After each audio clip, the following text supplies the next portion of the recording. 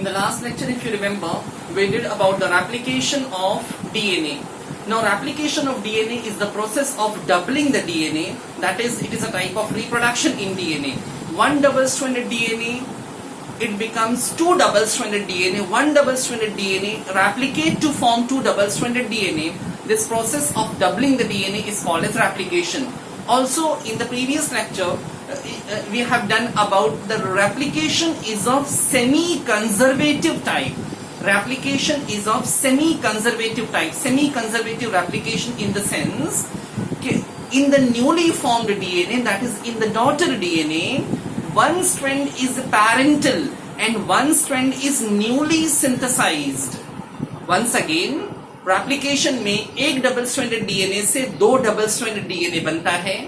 जो नया double stranded DNA बना है, जिसको हम डॉटर डीएनए कहते हैं, each daughter DNA has two strands. One strand is parental and one strand is newly synthesized. यानी हर बने हुए नए डबल स्ट्रैंडेड डीएनए में आधा मटेरियल पुराना होता है, आधा मटेरियल पैरेंट की साइड से आता है और आधा नया बनता है. Thus, this type of replication is called as semi-conservative replication, जिसमें आधी चीज प्रीवियस जनरेशन से कंजर्व की जाए is called as semi-conservative type of replication. तो आज इस चीज को, यानी रेप्लिकेशन तो हमने पढ़ लिया, रेप्लिकेशन सेमी कंजर्वेटिव है कि नहीं उसको एक्सपेरिमेंटली प्रूव करेंगे. उसका एक्सपेरिमेंटल एविडेंस कि replication is of semi conservative type. So we have to study the experimental confirmation for semi-conservative replication.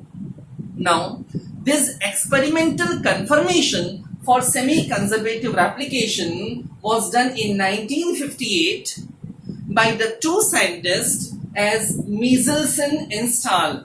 These are the two scientists who performed the experiment, who gave the confirmation that the replication is of semi-conservative type.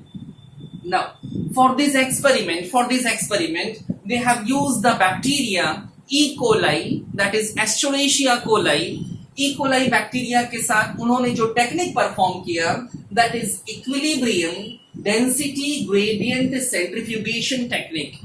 Now, equilibrium density gradient centrifugation technique, let me introduce in very short. Description is not given for this technique. It is a type of centrifugation technique. Centrifugation, which is based on centrifugal force. जो centrifugal force पे depend करता है centrifugation technique, जिसमें किसी भी suspension को अगर हम सेंट्रीफ्यूज करें, एक हाई स्पीड में रोटेट करें, सेंट्रीफ्यूज मशीन में डाल के रोटेट करें, तो जिस मीडियम में वो सस्पेंशन का जो बेसिक मीडियम है, उस मीडियम में अंदर के पार्टिकल्स सस्पेंड होना स्टार्ट होते हैं. तो उस पार्टिकल की क्या बॉयंसी है, उस पार्टिकल की क्या डेंसिटी है, उसके बेसिस पे वो सेडिमेंट होते हैं. तो that is a centrifugation method. तो on the basis of centrifugation method which is based on centrifugal force, इस मेथड की बेसिस पे ये टेक्निक, मतलब ये एक्सपेरिमेंट परफॉर्म किया गया. It is equilibrium density gradient. Density के हिसाब से उसका इक्विलिब्रिया डिसाइड किया गया. सेंट्रीफ्यूगेशन टेक्निक का ये एक टाइप है, एक टेक्निक है. Now, what is done in this technique? What is done in this experiment? देखो, सबसे पहले मिचेल्सन और स्टाल 1958 में प्रैक्टिकल परफॉर्म किए थे. इन्होंने ई कोलाई बैक्टीरिया को कल्चर मीडिया में सस्पेंशन, मतलब एक फ्लूइड में ग्रो किया, कल्चर मीडिया में ग्रो किया.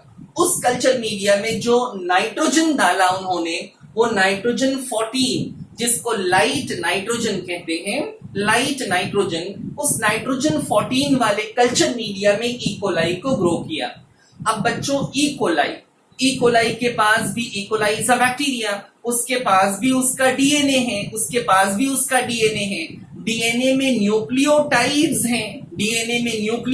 हैं, न्यूक्लियोटाइड में नाइट्रोजन बेस है, यानी कि नाइट्रोजन है. वो नाइट्रोजन 14 वाला हो गया. इस कल्चर मीडिया में सेवरल जनरेशन तक इन्होंने बैक्टीरिया को ग्रो किया, बैक्टीरिया को अलाउ किया, बैक्टीरिया को रिप्रोड्यूस करने दिया. फाइनली इस ई कोलाई को कल्चर मीडिया से कलेक्ट किया. ई कोलाई को, ये कल्चर मीडिया में नाइट्रोजन 14 यूज किया गया था। दूसरे सेम इकोलाई को, ये इकोलाई जो नाइट्रोजन 14 वाले मीडिया में ग्रो हुआ है, ये इकोलाई को नेक्स्ट मीडिया में ग्रो किया। इस मीडिया में नाइट्रोजन 14 यूज नहीं किया, इसमें नाइट्रोजन 15 यानी हेवी आइसोटोप वाला नाइट्रोजन यूज किया। नाइट्रोजन 15 हेवी आइसोटोप वाला नाइट्रोजन यूज किया। अभी जब यहाँ पे नाइट्रोजन 15 वाला नाइट्रोजन यूज किया गया कल्चर मीडिया में, और इकोलाई 1 बार 2 बार 10 बार 20 बार hundreds of time they reproduce. E coli reproduce asexually very fast. उनकी लाइफ साइकिल कंप्लीट होने में it takes only 20 minutes, it take only 20 minutes. तो 20 मिनट में वो डबल, फिर 20 मिनट में 2 से 4, फिर 20 मिनट में 4 से 8। Every time they goes on doubling, they reproduce asexually very fast. Just they take 20 minutes to complete the life cycle. अभी इमेजिन इसमें जितने भी बैक्टीरिया थे, ये बैक्टीरिया नाइट्रोजन 15 वाले हो गए। कुछ नाइट्रोजन 14 वाले थे, बाद में उसको आइसोलेट कर देंगे। अब ये इकोलाई नाइट्रोजन 15 वाला हो गया, बिकॉज कल्चर मीडिया में जो अवेलेबल नाइट्रोजन है वो नाइट्रोजन 15। यानी अब इस इकोलाई बैक्टीरिया के अंदर जो डीएनए है, उस डीएनए का जो न्यूक्लियोटाइड है, न्यूक्लियोटाइड में जो नाइट्रोजन बेस है, उसका नाइट्रोजन 14 नहीं बल्कि नाइट्रोजन 15 हेवी आइसोटोप वाला नाइट्रोजन हो गया। ओके वेट, अभी यहाँ पे this bacteria when allowed to grow for several generation, उसके बाद equilibria density gradient centrifugation technique के बेसिस पे उनको सेंट्रीफ्यूज किया गया, और सेंट्रीफ्यूज करने के बाद जिस मीडिया में सेंट्रीफ्यूज किया गया वो 6 मोलार सीजियम क्लोराइड सोल्यूशन था। 6 मोलार सीजियम क्लोराइड सोल्यूशन था जिसमें बैक्टीरिया को डाल के सेंट्रीफ्यूज किया गया। सेंट्रीफ्यूगेशन करने के बाद वो बैक्टीरिया का जो बैंड ऑब्टेन हुआ, वो बैक्टीरिया जिसमें लाइट नाइट्रोजन था, उसका जो बैंड ऑब्टेन हुआ, उस बैंड को यहाँ पे नोट किया गया। रिमेंबर, इसमें सिर्फ नाइट्रोजन 14 है, नाइट्रोजन 15 इसमें यूज नहीं किया गया था। तो यहाँ पे सेंट्रीफ्यूगेशन के बाद हमको ये वाला बैंड मिलता है। सेकेंड टाइम अभी यहाँ पे जो बैक्टीरिया को ग्रो किया गया, इमेजिन इसमें नाइट्रोजन 15 वाले बैक्टीरिया रिप्रोड्यूस कर रहे हैं, replicate for several generation. After several generation, by using the same media, 6 molar cesium chloride solution, equilibria density gradient centrifugation technique basis पे उसके बैंड्स ऑब्टेन किए गए। अब इसका बैंड नीचे की तरफ डेवलप होगा because it has heavy nitrogen isotope. अगर कुछ लाइट बैक्टीरिया मिला तो उसको डिस्कार्ड कर देंगे, क्योंकि पैरेंटल बैक्टीरिया जो था वो लाइट था, लेकिन जो न्यूली सिंथेसाइज होगा वो हेवी होगा। तो यहाँ पे हमने इस बैंड का सिलेक्शन किया, लाइट बैंड। देखो ये सेंट्रीफ्यूगेशन ट्यूब या you can say test tube, इसमें ये ऊपर की तरफ है ना, ये ऊपर की तरफ हमको लाइट बैंड मिल रहा है और नीचे की साइड में हेवी बैंड मिल रहा है, नाइट्रोजन 15 बैंड मिल रहा है। Now the bacteria with nitrogen 15, that is bacteria with heavy isotope, is further grown, is next time selected and they grown in the media having nitrogen 14 isotope. वापिस से इसको next media में grow किया गया जिसमें nitrogen 14 isotope है। अब इस बार नाइट्रोजन 14 आइसोटोप वाले में आपने हेवी बैक्टीरिया डाला है, लाइट नाइट्रोजन के कल्चर मीडिया में आपने हेवी आइसोटोप वाला बैक्टीरिया डाला है ना। अभी जो बैक्टीरिया डाला गया वो नाइट्रोजन 15 है, लेकिन जो अवेलेबल नाइट्रोजन है वो नाइट्रोजन 14 है। तो after one generation, after first generation, what will we get, हमको ऐसा बैक्टीरिया मिला जो हाफ नाइट्रोजन 14 और हाफ नाइट्रोजन 15। मतलब एक जनरेशन के बाद पैरेंट का एक स्ट्रैंड और न्यूली सिंथेसाइज्ड दूसरा स्ट्रैंड, ये दोनों मिक्स हमको मिले, और यहां पर हमें hybrid DNA in the sense जिसका एक स्ट्रैंड पैरेंटल था और एक स्ट्रैंड न्यूली सिंथेसाइज था। बेटा पैरेंटल स्ट्रैंड में नाइट्रोजन 15 हेवी आइसोटोप था और न्यूली सिंथेसाइज स्ट्रैंड में नाइट्रोजन 14 लाइट आइसोटोप था। तो यहां पे हमें ऐसा डीएनए मिला जिसके दोनों स्ट्रैंड्स, एक हेवी और एक लाइट, हाइब्रिड यानी मिक्स टाइप हमें मिला। अभी यहीं पर कंफर्मेशन हमको मिल रहा है यहीं पे इस बात का इंडिकेशन मिल रहा है कि replication is of semi conservative type. Parent का एक स्ट्रैंड और न्यूली सिंथेसाइज एक स्ट्रैंड, ये पैरेंटल स्ट्रैंड हुआ, ये पैरेंटल स्ट्रैंड हुआ और ये न्यूली सिंथेसाइज स्ट्रैंड हुआ। पैरेंटल स्ट्रैंड नाइट्रोजन 15 वाला था और न्यूली सिंथेसाइज स्ट्रैंड नाइट्रोजन 14 वाला था, राइट? अभी now after second generation, when this bacteria is allowed to grow further, when this bacteria is allowed to replicate further in the same culture media where nitrogen 14 only is available, nitrogen 15 is not available in this culture media, so when this bacteria is further allowed to replicate in the second generation, what happened in the second generation? बेटा second generation में अब ये वाला एक अलग template बना, ये वाला एक अलग टेम्पलेट बना। इस टेम्पलेट के सामने जो नया डीएनए आएगा वो नाइट्रोजन 14 होगा, इसके सामने जो नया डीएनए आएगा वो भी नाइट्रोजन 14 होगा, because available nitrogen is only nitrogen 14, nitrogen 15 is not available in this culture media. तो इस वजह से नेक्स्ट जनरेशन देखो, फर्स्ट जनरेशन के बाद जब उसको सेंट्रीफ्यूज किया गया और equilibria density gradient bands obtain किए गए 6 मोलार सीजियम क्लोराइड सॉल्यूशन में, तो यहां पर हमें हाइब्रिड मिला, यहां पे हमें मिक्स मिला। Let me clarify. देखो बेटा, जब नाइट्रोजन 14 वाला सेंट्रीफ्यूज किया गया तो आपको लाइट बैंड एकदम ऊपर की तरफ मिले। नाइट्रोजन 15 वाला सेंट्रीफ्यूज किया गया तो हैवी बैंड एकदम नीचे की तरफ मिले। लेकिन जब ये वाला फर्स्ट जनरेशन के बाद सेंट्रीफ्यूज किया गया तो ये इसकी तरह ऊपर भी नहीं है, इसकी तरह नीचे भी नहीं है, ये इंटरमीडिएट है, बीच में है। बीच में क्यों है? क्योंकि इसमें दोनों टाइप के स्ट्रैंड हैं। इसमें सिर्फ नाइट्रोजन 14 हल्का था, ऊपर रह गया, ये नाइट्रोजन 15 हैवी था, नीचे सेटल हो गया। ये इंटरमीडिएट है, नाइट्रोजन 14 एक स्ट्रैंड है, नाइट्रोजन 15 दूसरा स्ट्रैंड है। तो मिक्स होने की वजह से ये आपको इंटरमीडिएट यानी बीच में स्ट्रैंड मिला। अब ये फर्स्ट जनरेशन के बाद की स्टोरी थी। Now after second generation, if you obtain after second generation, तो सेकेंड जनरेशन के बाद क्या हुआ? सेकेंड जनरेशन के बाद इसके सामने एक नया नाइट्रोजन 14 ऐड हुआ, इसके सामने भी नया नाइट्रोजन 14 ऐड हुआ। तो ये दोनों मिलकर नाइट्रोजन 14 और ये दोनों मिलकर नाइट्रोजन 14 नाइट्रोजन 15, यानी अब सेकेंड जनरेशन के बाद अगर आप सेंट्रीफ्यूज करेंगे तो आपको दो टाइप के बैंड्स दिखाई देंगे, एक प्योर नाइट्रोजन 14 वाला बैंड जो ऊपर की तरफ होगा, and this one is equivalent to this one. See the location, see the position of band in the test tube. ये एकदम ऊपर की तरफ है, ये भी ऊपर की तरफ है, राइट? उसके बाद दूसरा वाला, ये वाला हाइब्रिड है ना, ये वाला हाइब्रिड है, मिक्स है। तो मिक्स वाले का बैंड यहां पर है, it is equivalent to this one. Mix वाला ये था, it is equivalent to this one. तो यहां पे आपको दो टाइप के बैंड्स मिल रहे हैं, मतलब एक बैंड नाइट्रोजन 14 का प्योर लाइट बैंड और एक बैंड नाइट्रोजन 14 नाइट्रोजन 15 का मिक्स है, जो इंटरमीडिएट मिडिल में आपको बैंड मिल रहा है।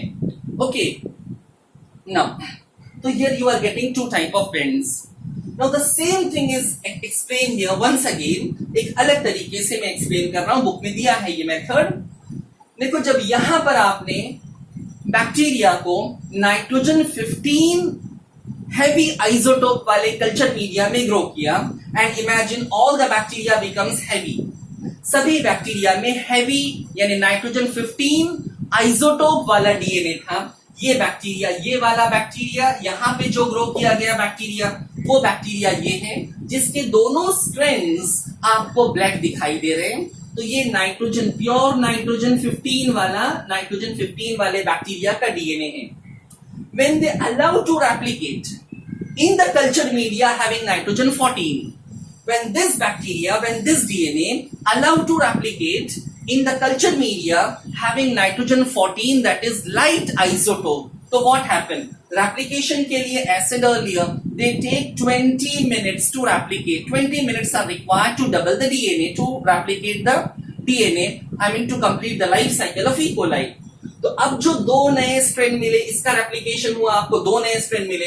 बेटा, ये ब्लैक वाला एक स्ट्रैंड यहां पर ये आया, ये नाइट्रोजन 15 है जो ब्लैक से शो किया गया, और जो दूसरा ब्लू से शो किया है, ये लाइट वाला, ये नाइट्रोजन 14 है, नाइट्रोजन 14। तो यहाँ पे आपको ऐसा डीएनए मिल रहा है जिसका एक स्ट्रैंड नाइट्रोजन 15 है, मतलब पैरेंटल है, नाइट्रोजन 15 है मतलब पैरेंटल है, और दूसरा स्ट्रैंड नाइट्रोजन 14 है मतलब न्यूली सिंथेसाइज्ड स्ट्रैंड है। Thus, this replication is of semi-conservative type of replication. This replication is of semi-conservative type of replication. आधा मटेरियल पैरेंटल है, आधा मटेरियल न्यूली सिंथेसाइज है। सेम थिंग हैपन हियर, यहाँ पे ये वाला स्ट्रैंड नाइट्रोजन 14 है और ये वाला स्ट्रैंड नाइट्रोजन 15 है। तो आपको दो डबल स्ट्रैंडेड डीएनए मिले, दोनों मिक्स मिले, दोनों हाइब्रिड मिले। हर डबल स्ट्रैंडेड डीएनए में एक नाइट्रोजन 14 और एक नाइट्रोजन 15 का स्ट्रैंड था। When they allowed to grow for second generation, this is the result of first generation. When they allowed to grow for second generation, after second generation, इससे दो double stranded DNA, इससे दो double stranded DNA.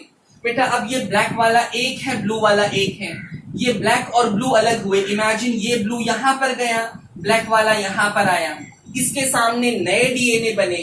ये किस culture media में grow हो रहे हैं? नाइट्रोजन 14 वाले कल्चर मीडिया में ग्रो हो रहे हैं। तो ब्लैक के सामने भी ब्लू आएगा और ब्लू के सामने भी ब्लू आएगा, यानी इसमें दोनों नाइट्रोजन 14 वाले आइसोटोप होंगे। इसमें दूसरे इसमें नाइट्रोजन 14 भी होगा, नाइट्रोजन 15 भी होगा। ओके, सिमिलरली यहां पे ये वाले में नाइट्रोजन 14 भी होगा, नाइट्रोजन 15 भी होगा, और इसमें सिर्फ नाइट्रोजन 14 आइसोटोप होगा। So this is how the replication is called as semi-conservative type of replication. Okay, so this much is given in the textbook. Okay, now the next part is, on the basis of this experiment, on the basis of data we are getting here, many time logical questions, little bit calculative type of questions will be asked in NEET examination particularly. तो उसमें कैसे, मैं hint दे रहा हूं आपको, कैसे questions आ सकते हैं। जैसे if you take the bacteria with nitrogen 15 isotope and grow the bacteria in the culture media having nitrogen 14 isotope, okay, try to understand. Just take the bacteria with nitrogen 15 isotope, both the strands are with nitrogen 15 isotope, and you grow the bacteria in the culture media having nitrogen 14 isotope. Allow them to grow for 1 hour. Allow them to grow for 1 hour. 1 घंटे तक उसको grow करना है, 1 घंटे तक grow करना है। 1 घंटे तक ग्रो करने के बाद what will be the proportion of bacteria having hybrid DNA and light DNA? ये मैंने क्वेश्चन पूछा आपसे, what will be the proportion of bacteria having hybrid DNA and light DNA? देखो बेटा, 1 घंटे तक अगर ग्रो करना है, ये 20 मिनट्स हुआ, ये 40 मिनट हुआ, उसके बाद 60 मिनट होगा ना। एक बार थर्ड जनरेशन में जाएगा तो 60 मिनट हो जाएगा। ओके, नाउ फर्स्ट जनरेशन में सभी बैक्टीरिया हाइब्रिड हैं, ये तो प्योर हैवी बैक्टीरिया है। फर्स्ट जनरेशन में all the bacteria is hybrid. Second generation में 2 हाइब्रिड हैं और 2 लाइट है ना, 2 हाइब्रिड हैं और 2 लाइट हैं, मतलब रिजल्ट इज 1:1। अभी एक जनरेशन और करेंगे हम तो हाइब्रिड 2 ही रहेंगे, लेकिन लाइट जो है वो 6 हो जाएंगे ना, क्योंकि इससे डबल बनेगा, इससे भी डबल बनेगा, इसका भी डबल होगा, इसका भी डबल होगा। आपको टोटल 8 बैक्टीरिया मिलेंगे। अभी इसका तो पूरी तरह लाइट होगा, 2 लाइट यहां से मिले, 2 लाइट यहां से मिले। अब 2 हाइब्रिड इसकी तरह ग्रो करेंगे, 2 हाइब्रिड, इसमें से एक लाइट एक हाइब्रिड मिलेगा, इसमें से एक लाइट एक हाइब्रिड मिलेगा, यानी 6 हाइब्रिड हो जाएंगे और 6 लाइट हो जाएंगे और 2 हाइब्रिड होंगे। जो रिजल्ट होगा वो 1:3 का होगा। 1:3, 1 is hybrid and 3 is with light DNA. तो इस तरह के कैलकुलेशंस, लॉजिकल क्वेश्चंस एग्जाम में कई बार पूछे गए हैं। So these all about the experimental evidence for semi-conservative type of replication. Now after the semi-conservative application of DNA, the next major side heading given in your book is protein synthesis. What actually the protein synthesis is? Our DNA is capable of synthesizing protein. हमारी body में protein के formation के लिए हमारा DNA responsible है. हमारा DNA body में अलग अलग प्रोटीन्स को सिंथेसाइज करता है, प्रोटीन को बनाता है. ओके, अब प्रोटीन के फॉर्मेशन के लिए हमारे डीएनए के पास इंफॉर्मेशन है. हमारा डीएनए अमाइनो एसिड को प्रॉपर ऑर्डर में असेंबल करके पॉलीपेप्टाइड यानी कि प्रोटीन का फॉर्मेशन करता है. Let me clarify very basic thing. हो सकता है आपको बताओ बट स्टिल आप समझो. हम जो प्रोटीन डाइट में खाते हैं, हम जो प्रोटीन खाते हैं, वो ऐसा नहीं होता कि वो प्रोटीन हमारी ऐसा नहीं होता कि वो प्रोटीन हमारी बॉडी के अलग अलग पार्ट्स में असेंबल हो जाए डायरेक्टली. जो प्रोटीन हम कंज्यूम करते हैं, जो प्रोटीन हम खाते हैं, वो प्रोटीन डायरेक्टली हमारी बॉडी के अलग अलग पार्ट्स में असेंबल नहीं होती है. वो प्रोटीन अंदर जाने के बाद डाइजेस्ट होती है. उस प्रोटीन से अमाइनो एसिड का फॉर्मेशन होता है. वो अमाइनो एसिड को यूज किया जाता है एज अ रॉ मटेरियल, और हमारे डीएनए पर जो इंफॉर्मेशन है उस इंफॉर्मेशन के हिसाब से हमारी बॉडी प्रोटीन को बनाती है. तो बेटा प्रोटीन को बनाने के लिए जो डीएनए रिस्पॉन्सिबल है, देखो अगर हम जीन की बात करें, डीएनए के फ्रेगमेंट को जीन कहते हैं. तो 3 टाइप की जीन होती हैं, रिकॉन, सिस्ट्रॉन एंड म्यूटॉन. अभी इसमें से जो सिस्ट्रॉन है that is a structural gene, that is a functional gene which is responsible for synthesizing protein or enzyme. हमारी बॉडी के जितने भी फंक्शंस हैं, वो सभी फंक्शंस को कंट्रोल करने के लिए कोई ना कोई प्रोटीन या कोई ना कोई एंजाइम्स रिस्पॉन्सिबल हैं. हमारी बॉडी में hundreds and thousands of protein हैं. हमारी बॉडी के अलग अलग पार्ट्स में प्रोटीन है. हमारी सेल के अंदर जो मेटाबॉलिज्म चल रहा है, सेल के अंदर जो रिएक्शंस चल रहे हैं, फॉर एग्जांपल 11th में आपने रेस्पिरेशन के बारे में पढ़ा, सेल्यूलर रेस्पिरेशन के बारे में पढ़ा, जो सेल के अंदर रेस्पिरेशन होता है उसके बारे में पढ़ा. तो रेस्पिरेशन में glycolysis, acetylation, Krebs cycle, ETS, दुनिया भर की अलग अलग एंजाइम्स यूज होती हैं. Enzymes are chemically protein and those proteins हमको बाहर से नहीं मिलती हैं. Those proteins are synthesized in the body itself. Those proteins are formed with the help of DNA. DNA has information for synthesizing protein. हमारे जो फंक्शंस है body में, हमारे जो अपीयरेंस है बॉडी में, एग्जांपल किसी की आईज का कलर ब्राउन है, किसी की आइरिस का कलर ग्रीन है, किसी की आइरिस का कलर ब्लू है, ये भी प्रोटीन के डिफरेंस की वजह से है. और प्रोटीन को सिंथेसाइज करने वाला डीएनए है. तो protein finally is responsible for controlling numerous activities in the body, from appearance to metabolism. All the activities are controlled by protein. और प्रोटीन को बनाने का इंफॉर्मेशन किसके पास है? डीएनए के पास है. हम इस चैप्टर में डीएनए के बारे में ही पढ़ रहे हैं. तो DNA is capable of making protein. तो डीएनए प्रोटीन कैसे बनाता है?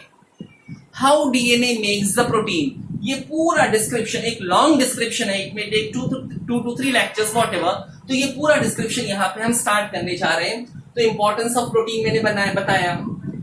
सेल के अंदर प्रोटीन सिंथेसाइज्ड होता है, प्रोटीन का फॉर्मेशन होता है. बच्चों, प्रोटीन के फॉर्मेशन के टाइम पे 2 मेन स्टेप्स हैं. First one is transcription and second one is translation. आगे डिस्क्रिप्शन आ रहा है. Transcription and translation, these are the 2 main events in the protein synthesis. Transcription में क्या होता है? जो हमारा डबल स्ट्रैंडेड डीएनए है ना, हमने स्ट्रक्चर में पढ़ा, जो डबल स्ट्रैंडेड डीएनए है, वो डबल स्ट्रैंडेड डीएनए का एक स्ट्रैंड टेम्पलेट का काम करता है, मतलब ओरिजिनल कॉपी का काम करता है. उस टेम्पलेट की मदद से एक आरएनए का फॉर्मेशन होता है, single stranded, SS stands for single stranded RNA बनता है. तो डीएनए के 2 स्ट्रैंड में से एक स्ट्रैंड जो टेम्पलेट का, ओरिजिनल कॉपी का काम करता है, तो उसे हम टेम्पलेट कहते हैं। टेम्पलेट के सामने सिंगल स्ट्रैंडेड आरएनए बनता है, that is called as transcription. फिर आरएनए से आगे कैसे प्रोटीन बनती है नेक्स्ट में आ रहा है। In your book they have given the next part is central dogma for protein synthesis. Now what is central dogma for protein synthesis? This concept was explained by Crick in 1958. Central dogma of protein synthesis, as mentioned here, protein synthesis has two main steps, transcription and translation. बच्चों हमारा जो DNA है double stranded DNA है। If you talk about the eukaryotic cell में DNA is present, I am talking about genetic DNA is present in the nucleus. Chromosome nucleus में है, DNA nucleus में है, तो न्यूक्लियस में यूजुअली ट्रांसक्रिप्शन होता है और डीएनए से फॉर्मेशन होता है एमआरएनए का। डीएनए से एमआरएनए का formation, M stands for messenger, RNA is a type of ribose nucleic acid। 11th में आपने इसका डिस्क्रिप्शन पढ़ा था, जो यूजुअली सिंगल स्ट्रैंडेड होता है, डीएनए डबल स्ट्रैंडेड होता है। तो डीएनए से एमआरएनए का formation is called as transcription. जो इंफॉर्मेशन इस पे थी, अब वो इंफॉर्मेशन ट्रांसक्राइब हो गई, वो इंफॉर्मेशन का ट्रांसक्रिप्ट इस पे आ गया। मतलब इंफॉर्मेशन जो डीएनए के पास थी, वो इंफॉर्मेशन जो न्यूक्लियस में कन्फाइन थी। एग्जाम्पल, ये हमारी सेल है, ये न्यूक्लियस है, ये हमारा डबल स्ट्रैंडेड डीएनए, ठीक, ये डबल स्ट्रैंडेड डीएनए, ये डबल स्ट्रैंडेड डीएनए का ट्रांसक्रिप्शन होता है और इसके सामने बनता है this is mRNA. This one blue वाला इज एमआरएनए, ये डीएनए था। तो डीएनए से एमआरएनए का formation is called as transcription, जो न्यूक्लियोप्लाज्म में न्यूक्लियस के अंदर होता है, राइट। अब क्या होगा, this mRNA will come out of the nucleus. MRNA nucleus के बाहर निकलेगा, कहां पे जाएगा, cytoplasm. The fluid present outside the nucleus is called as cytoplasm. Cytoplasm में प्रेजेंट होता है राइबोसोम। ये एमआरएनए राइबोसोम के पास जाएगा। आगे पूरा डिस्क्रिप्शन आ रहा है, अभी सिर्फ हम बेसिक पॉइंट पढ़ रहे हैं। ये राइबोसोम के पास जाएगा। अब साइटोप्लाज्म के राइबोसोम में ट्रांसलेशन होगा। ट्रांसलेशन मतलब एमआरएनए से पॉलीपेप्टाइड का फॉर्मेशन होगा। कहां पर होगा, साइटोप्लाज्म में होगा। Cytoplasm is a fluid present outside the nucleus. तो this process of formation of polypeptide from mRNA in the cytoplasm in the ribosome is called as translation. Polypeptide, the long chain polymer of amino acid. The long chain polymer of amino acid is called as polypeptide. It may also be called as protein. Okay, protein में एक polypeptide भी हो सकती, multiple polypeptide भी हो सकती। In short, protein के formation के लिए पॉलीपेप्टाइड का फॉर्मेशन होता है, पॉलीपेप्टाइड से ही प्रोटीन बनती है। तो एमआरएनए से पॉलीपेप्टाइड या प्रोटीन का formation is called as translation. This is applicable for all the organism excluding few virus. कुछ वायरस में कुछ एडिशनल कॉन्सेप्ट है, वो मैं नेक्स्ट पॉइंट में आपको बता रहा हूं। नाउ इन रेट्रोवायरस और ribovirus where the genetic material is in the form of RNA. कुछ वायरस है जिनमें डीएनए होता नहीं है, इन जनरल डीएनए नहीं होता है, उनका जेनेटिक मटेरियल आरएनए होता है। Such virus is called as retrovirus. Temin and Baltimore in 1970, ये दो साइंटिस्ट हैं, 1970 में इन्होंने ये कॉन्सेप्ट को एक्सप्लेन किया। वो वायरस जिसके अंदर आरएनए है, उसका आरएनए पहले डीएनए में कन्वर्ट होता है। बच्चों, डीएनए से आरएनए का फॉर्मेशन अगर ट्रांसक्रिप्शन है, तो आरएनए से डीएनए का फॉर्मेशन रिवर्स ट्रांसक्रिप्शन है। This is done by using special enzyme, reverse transcriptase और अदर एंजाइम। तो एमआरएनए से डीएनए का फॉर्मेशन इज रिवर्स ट्रांसक्रिप्शन। अब जो डीएनए बनता है, ये डीएनए की दो पॉसिबिलिटी है। ये डीएनए का या तो रेप्लिकेशन होगा, यहां पे दिस इंडिकेट्स रेप्लिकेशन होगा ताकि डीएनए डबल हो सके। RNA do not have the ability to replicate by its own. RNA खुद से रेप्लिकेट नहीं हो सकता। वायरस को अगर डबल होना है, तो उसको अपने एमआरएनए को पहले रिवर्स ट्रांसक्रिप्शन से डीएनए में कन्वर्ट करना होगा। डीएनए का डबलिंग होगी, उसके बाद डीएनए से ट्रांसक्रिप्शन होगा, वापस से आरएनए बनेगा। तो डीएनए से ट्रांसक्रिप्शन होना, आरएनए बनना, और आरएनए का ट्रांसलेशन होना, पॉलीपेप्टाइड बनना, उनमें भी प्रोटीन बनती है, पॉलीपेप्टाइड बनती है. So this concept is called as reverse transcription. It may also be called as taminism. The name was given depending upon the scientist. Tamin and Baltimore, इसको taminism भी कहते हैं. So this is the basic thing about the protein synthesis. Actual transcription और translation की detail हमको पढ़ना है. Next video में I'll start with the transcription.